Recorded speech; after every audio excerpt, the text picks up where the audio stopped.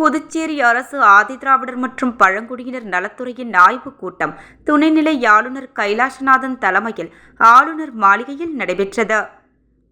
ஆளுநரின் செயலர் டாக்டர் மணிகண்டன், ஆதிதிராவிடர் நலத்துறை செயலர் டாக்டர் முத்தம்மா, ஆதிதிராவிடர் நலத்துறையின் இயக்குநர் திரு இளங்கோவன் மற்றும் சிறப்பு கூறு நிதி ஒதுக்கீடு செய்யப்படும் துறைகளின் தலைவர்கள் மற்றும் அதிகாரிகள் பங்கேற்றனர்.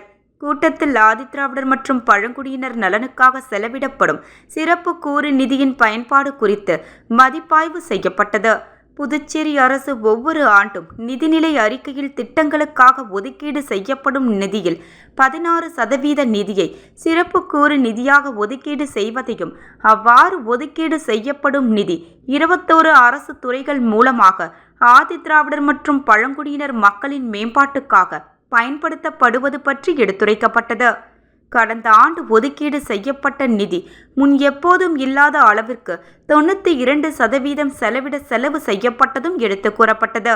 நடப்பு நிதியாண்டு புதுச்சேரி அரசு ஒதுக்கீடு செய்துள்ள ரூபாய் 502.53 கோடி சிறப்பு கூறு நிதியின் பயன்பாடு குறித்த விவரங்களை கேட்டறிந்த துணைநிலை ஆளுநர் அதிகாரிகளுக்கு பின்வரும் ஆலோசனைகளை வழங்கினார்.